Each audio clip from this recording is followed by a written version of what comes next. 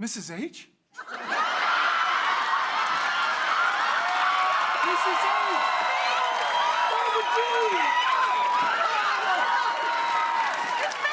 You in a car now? I've been in witness protection for like 20 years. Cheyenne's drunk. She misses you.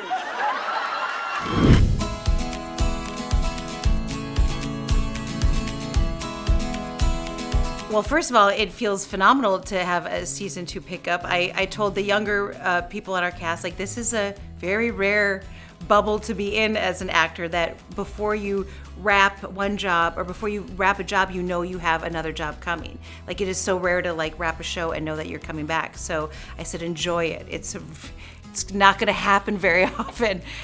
So that's just a lovely feeling to know that we did this season and we get another one. And of course, I'm thinking of Gabby's storyline. I am always thinking of it and have ideas. I think Kevin Abbott is going to have a lunch with me, who's our fantastic showrunner, and is like, let's sit down and talk about it. But yeah, I'm excited. I know that I think season 1, Gabby's expressed a desire to become a mom. So I think we're gonna follow through on that a little bit, and it would see wherever that journey may go. I'm excited for that.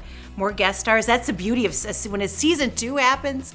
It opens up so much, because season 1s can be very difficult as far as you have so much. You have to set up characters. You have to establish who these people are, what's happening, and so there's a lot of exposition sort of that have to happen in a season 1. And I feel like season 2s are where a lot of shows really just feel free to breathe and open up, and you meet their families, you get more guest stars, and I'm excited for that.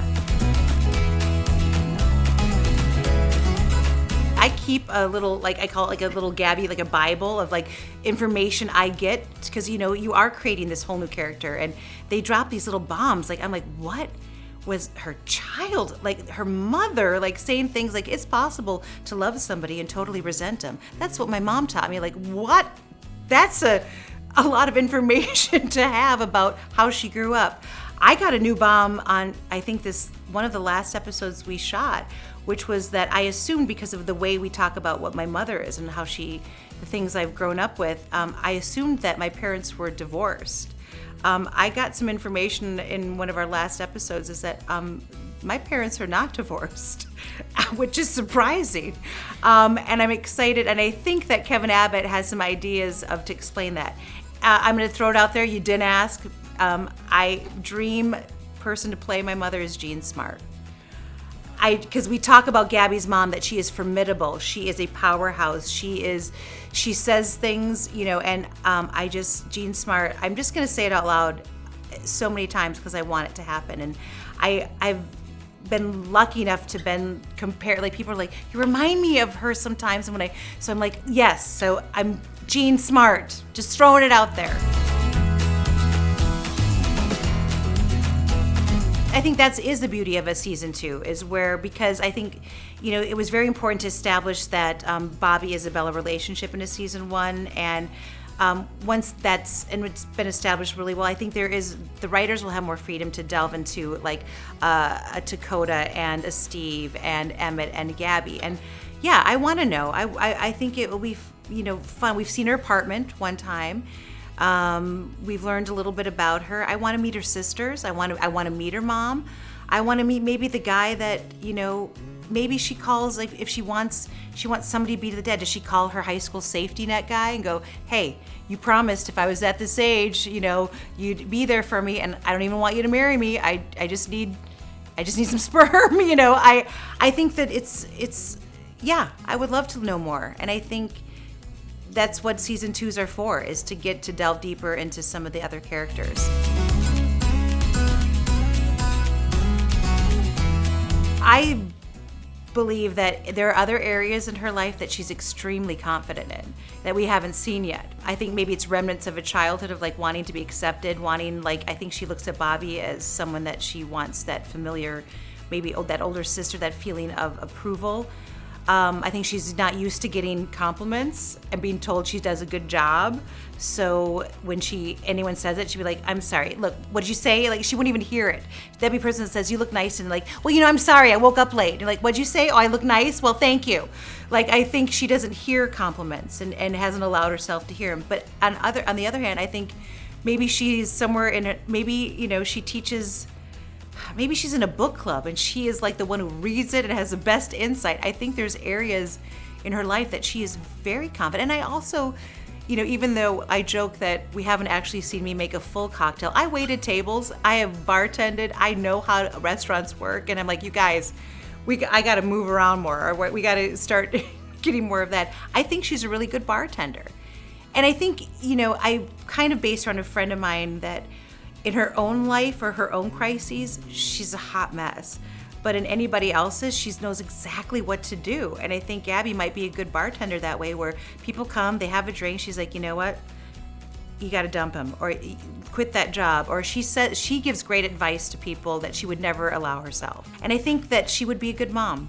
I don't know if that'll ever happen. We'll see if that journey maybe leads her somewhere completely different. Who knows? But she's got love to give. She's got to put it somewhere.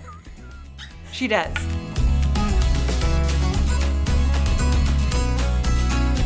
It's kind of the best of both worlds, because I have a shorthand and a history with half of this cast. Like, Reba and I have been really good, like, best friends for like 20 years. And Rex Lynn, because of their relationship, I've gotten to spend so much time with him. And then Michael and Mindy, our executive producers, Matt Berry and Kevin Abbott, Matt Berry, who are, Kevin was our showrunner, Matt and him are the two head guys there. Like, to know that they've known me since I was like a baby, and they watched me work. They know my voice so well. They also know what kind of actor I am, and it's fun to have to do it this many years later and kind of be a little more confident in a way, or know more. When I did the first Reba, I didn't know what people did on the show. Like, I was a theater girl, improv girl. I knew how to perform on a stage. I knew that, but as far as like multi-camera television, I was like, I don't think I knew what Camera X meant till season 3. I didn't know. I think I told one of the network executives, like, you do know that soda's free, right? You can totally take one. I'm like, oh, that's the head of the network? Oh, okay. He probably knows he can get a soda from craft service. So just coming in with so many more episodes of television and doing some movies and like just going, I understand things in a different way. And almost in a, I don't know, I see the big picture better. Like, that time I just was trying to go, well, when's my scene up? But like, I just have learned a lot, and they watched me learn it. So I think they appreciate what I bring now, and we just appreciate each other even better. And I know it's long-winded, but I will say that it's almost more special the second time around, because the first time I had no idea. I had no idea what that show was going to do for me. I was hoping that I would have a job and I'd pay my rent and I'd get a new car that wasn't duct taped together. And that's all I was sort of hoping at that moment. And then when it went on for 6 years, and then to have this life afterwards in syndication, like there's TikTok videos of, I'm a survivor. So to have the show that live on, the first time I had no idea how it was going to change my life and give me lifelong friends and a family and this amazing sort of just show that is still living on. And then so the second time around, you're like, oh my gosh, I know how special it is. I know how rare it is to get a show and to have a show that you get picked up, and then to have it get a second season and to get to work with these people. So I think we're all holding it a little bit more with a little more care, because we know that it is really rare and special, and it could end anytime.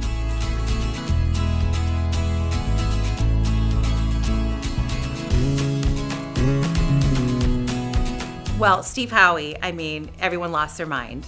I wish people could have been if you weren't in the live taping of it, it was that moment in that 4-camera sitcom where, he enters and like, they just lost it. And he's like my brother. We grew up together. I watched him fall in love. He came to visit me in the hospital when I had my son. Like, we have been the history we have. So, and he's the funniest person alive. I think there's not a lot of Van Barbara Jean scenes like super together, because we would break all the time. There's a few moments that I can watch now and I go, if you catch it, you can see me going like this, because it's Steve Howie. He makes me laugh every time. So that was just pure, absolute delight.